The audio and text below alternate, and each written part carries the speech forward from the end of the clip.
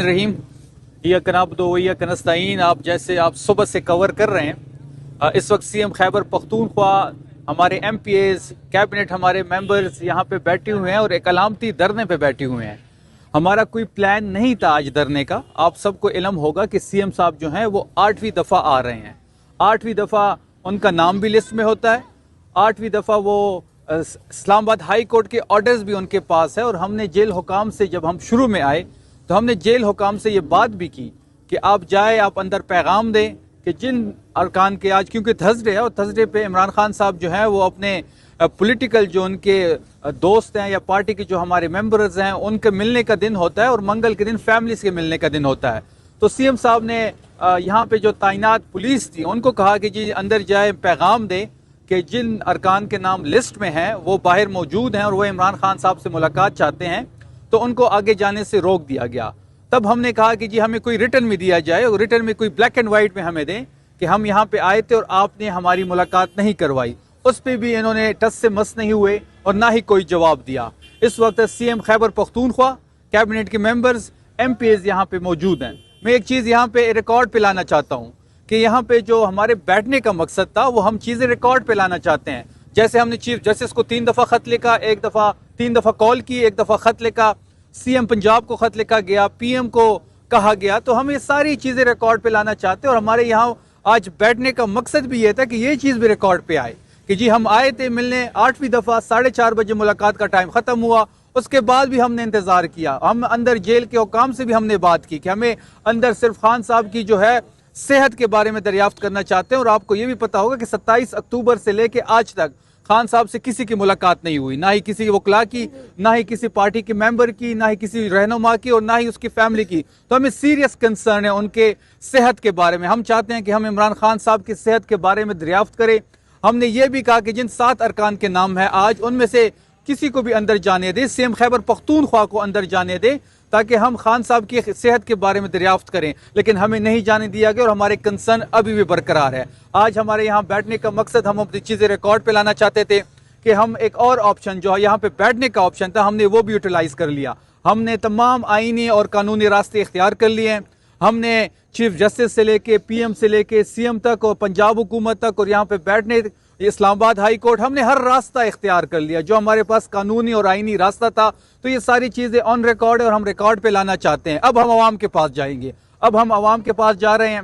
आवाम अब जो फैसला करेगी वही हमारा फैसला होगा। इख्तियार अब हम आवाम के पास दे रहे हैं। सीएम खैबर पख्तूनख्वा आवाम में जाएंगे और आवाम के सामने अपना केस रखेंगे। वो ये बताएंगे कि हमने अपने तमाम कानूनी और आईनी रास्ते इख्तियार किए, हमने ख़त लिखे, हमने कॉल्स की, हमने इस्लामाबाद हाई कोर्ट के ऑर्डर्स लेके आए, हमने यहाँ पे बैठ के अलामती धरना दिया।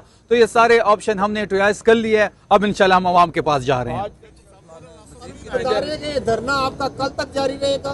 नहीं, ये धरना नहीं है, ये एक अलामती सिटिंग है। इस वक्त सीएसओ साहब जो हैं, एक और चीज मैं यहाँ पे ऐड करता चलूं कि सीएसओ साहब जो हैं इस वक्त वो अंदर गई हुए हैं, जेल हुकाम से उनकी बातचीत हो रही है।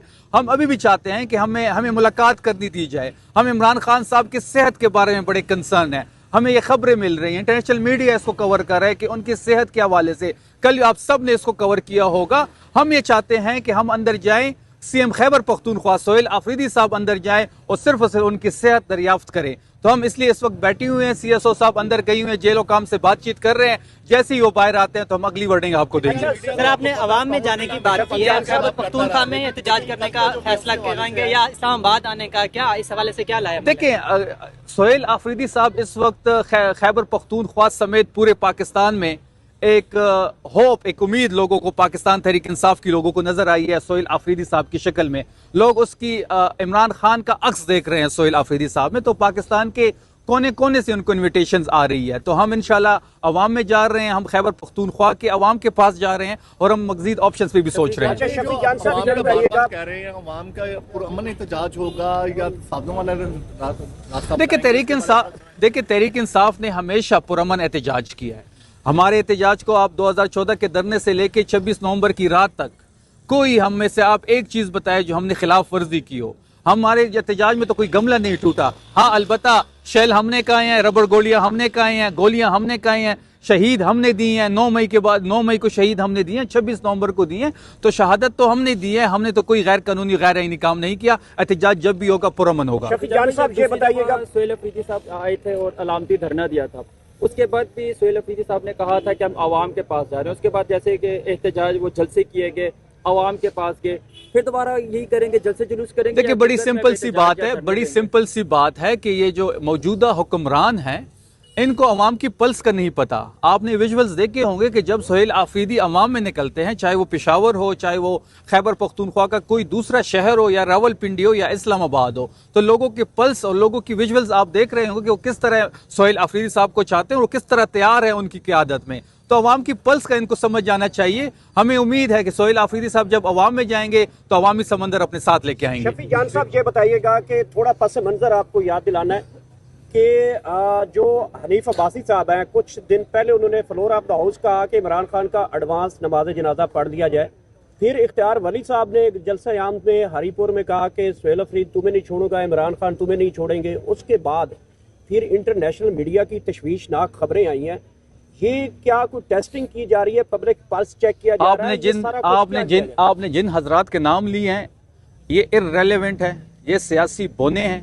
एक एफेडरीन अब्बासी है, एक बेख्तियार वली है, दोनों जो हैं ये इर्रेलेवेंट हैं, ये मैटर ही नहीं करते। इमरान खान की बाल को भी कुछ हुआ ना तो ये पाकिस्तान की अवाम इनको नहीं छोड़ेगी।